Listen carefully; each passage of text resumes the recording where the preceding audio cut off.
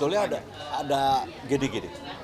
Saya kebetulan mengalami film yang harus diisi suaranya, dubbing zaman dulu kan.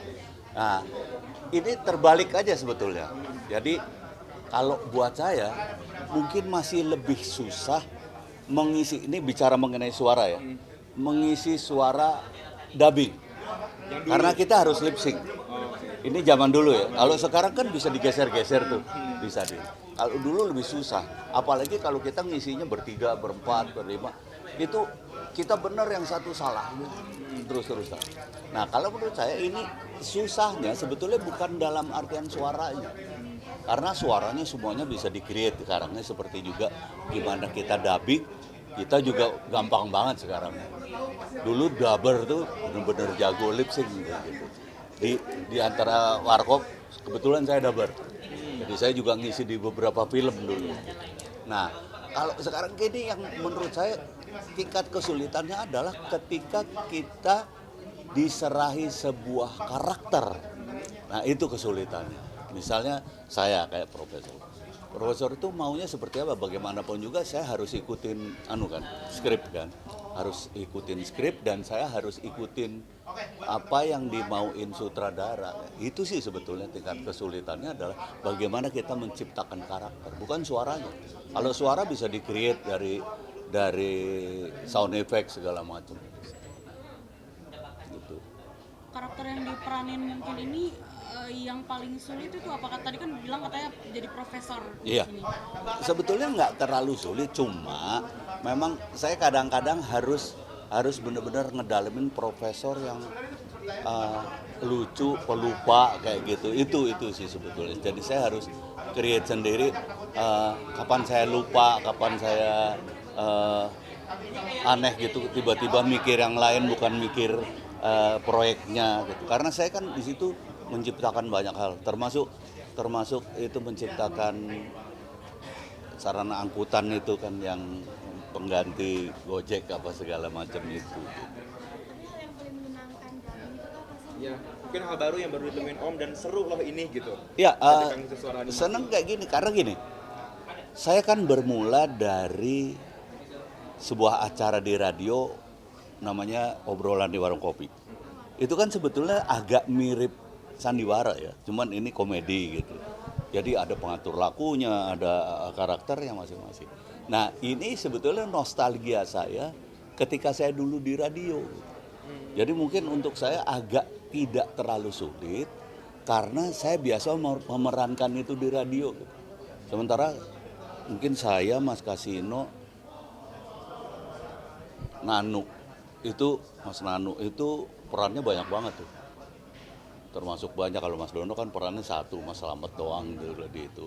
Rudi Badil 2 cuman. Nanu itu banyak, saya banyak, Mas Kasino banyak. Dan buat kami itu kayak semacam apa ya, menyenangkan gitu loh. Pakai logat macam-macam. Nah, secara tidak sadar sebetulnya logat itu juga mewakili karakter kan. Jadi kayak misalnya Mas Kasino menjadi orang Bali gitu. Bagaimana karakternya orang Bali bukan hanya logatnya aja. Itu sebetulnya yang menarik. Dan saya sekarang harus keluar dari zona nyaman. Kalau dulu kita menciptakan sendiri, ini keluar dari zona nyaman saya. Membawakan karakter yang lain gitu. Jadi menurut saya sih mengasihkan ya.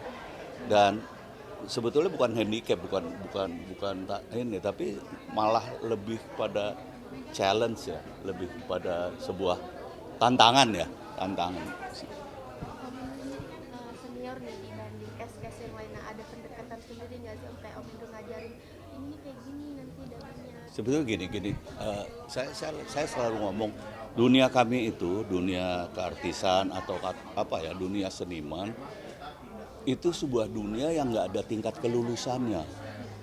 Sehingga sebetulnya kita secara nggak sadar kita saling belajar gitu. Jadi jangan dianggap bahwa saya ngajarin gitu karena senior, enggak. Kadang-kadang kita juga belajar kok dari yang muda.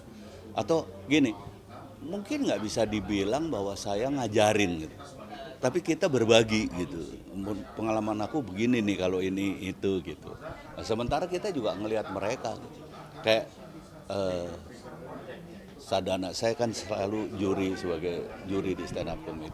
Saya selalu senang ketika saya nggak ngelihat orangnya pun saya tahu itu Sadana. Itu Jegel gitu. Kenapa? Itu ada karakter di komedinya dia. Dan menurut saya itu menyenangkan banget gitu. Dan dari situ juga saya belajar gitu. Jadi bukan hanya ngajarin, mungkin saya malah nggak pernah ngajarin ya, tapi berbagilah ya. Tapi yang jelas bahwa kita semua saling belajar rasanya dari situ. Melihat sekarang Kak bisa bermain animasi kayak Om bangga juga nggak sih akhirnya kayak banyak juga nih yang Saya bangga sekali, bahkan saya mendukung banget. Saya ketika ditawarin Falcon untuk itu, waduh saya bilang keren, sumpah keren. Kenapa? Karena itu yang tadi saya bilang. Saya di lapangan, ketika saya promo-promo dulu film Warkop, Reborn, film kami lah ya. Saya pernah beberapa kali ke sekolah menengah kejuruan animasi. Saya berpikir gila ya, Indonesia menengah aja ada kejuruan animasi. Apalagi bangsa di tingkat perguruan tingginya gitu. Dan menurut saya mereka hebat-hebat, mereka dipersiapkan hebat, tapi nggak pernah punya ladangnya. Buat saya naif banget gitu. Makanya saya mendukung banget ketika saya ditawarin, ini kesempatan, ayo. Jadi jangan cuma, ya kebetulan saya tuh selalu, kan Warkop ya alhamdulillah lah selalu top box office gitu. Nah saya punya ambisi itu juga gitu.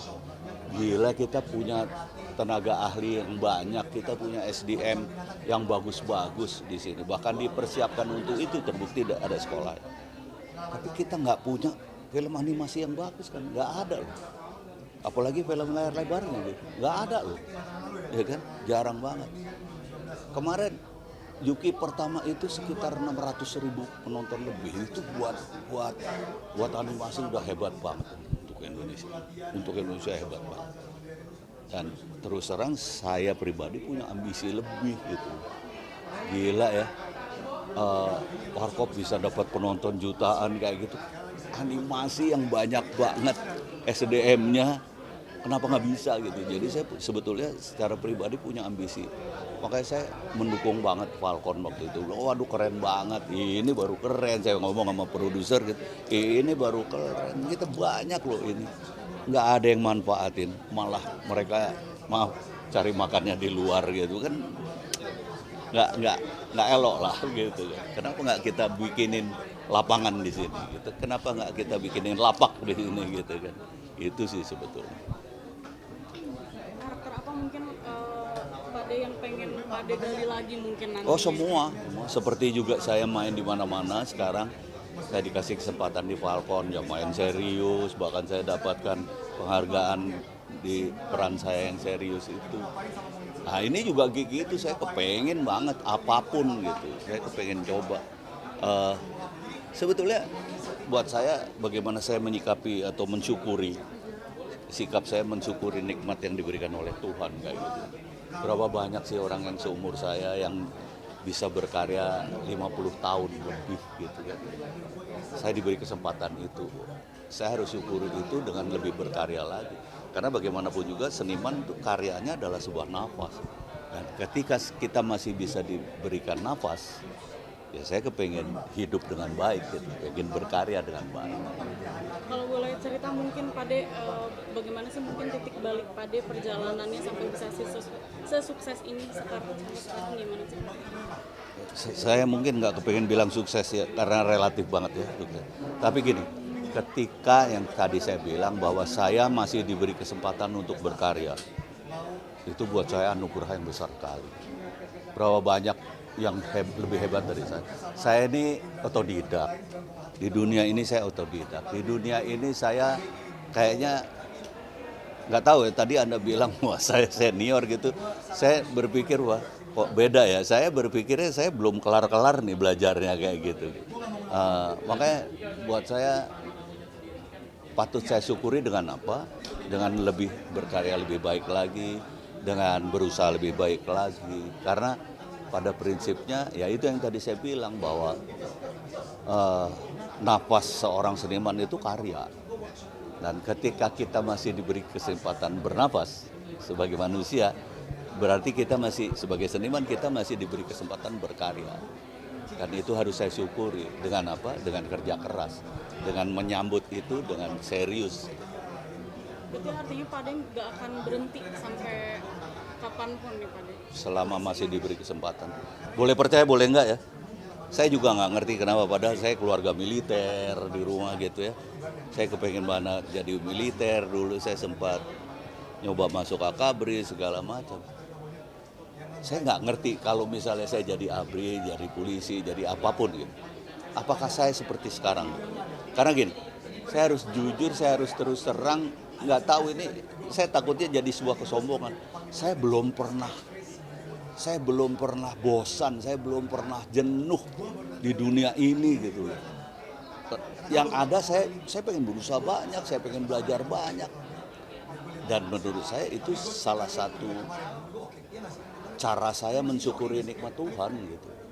Pak De, tapi dengan berdatangnya artis-artis muda nih Pak De, juga belajar juga ngasih kayak brainstorming juga sama artis-artis muda nih Pak De? Oh iya, tadi saya udah jawab itu bahwa pada prinsipnya dunia kami ini, dunia kesenian ini nggak ada tingkat kelulusan. Jadi nggak bisa dibilang saya yang senior lebih hebat daripada yang nggak bisa. Karena ada kelebihan masing-masing. Kadang banyak sekali saya belajar dari anak-anak muda zaman sekarang. Ini kalau boleh saya kritisi dunia saya ya. Yang saya nggak belajar dari anak-anak muda adalah disiplin. Kalah kalau untuk disiplin sama orang dulu bener. Dan mungkin di Valpadaya tadi saya ditanya, kenapa sih kok telat ya? Iya kan? Gitu. Kenapa ada pertanyaan itu? Berarti kan saya nggak pernah telat kan? Ya tadi kebetulan agak telat karena macet. Perhitungan saya nggak tepat karena kata supir tadi 40 menit gitu di map, ternyata sejam lebih kayak gitu. Itu kan ya force majeure lah, hal yang sulit ini. Tapi itu yang saya bilang, bahwa saya banyak belajar dari yang muda-muda, dari bahkan anak baru gitu yang punya pikiran yang bagus. Tadi Anda lihat kan bagaimana si Jekyll gitu kalau berucap. Cuman satu aja yang saya nggak pelajari dari mereka, dari kesemua adalah disiplin waktu. Pak De mungkin di umur sekarang tetap stamina-nya tetap ger nih Pak De, tetap sehat, kemana-mana lincah nih Pak De. Mungkin ada tips-tips nggak Pak De, mungkin olahraga, menjaga makan kan? Berusaha sih ya, saya berusaha sehat. Gini, buat saya mohon maaf ini agak spiritual tapi mudah-mudahan benar. Buat saya kalau ditanya apa kabar, baik, itu jawaban manusia. Tapi sehat nggak? Nah itu tuh. Karena gini, saya berasa sehat. Begitu dicek darah saya, gula darah saya tinggi, berarti nggak sehat kan? Kayak gitu. Jadi buat saya, sehat itu milik Tuhan, bukan milik kita. Sehingga untuk menjadi sehat kita harus berusaha. Makanya saya selalu ngomong, saya berusaha untuk sehat. Dengan apa? Kalau tadi ditanya dengan apa? Saya berusaha seimbang aja. Ada 4 yang saya perhatikan betul. Asupan untuk makannya. Kemudian pengeluaran ada 2. Maaf, ada buang air apa segala macam, ada keringat. Dan ada 2 lagi, istirahat dan olahraga. Ini karena keringat itu tadi. Jadi itu sih sebetulnya yang saya jaga untuk bisa seimbang. Olahraga sendiri Pak De seminggu berapa kali dan apa nih Pak De olahraga? Saya kalau bisa dipenuhi 3 kali. Seminggu 3 kali.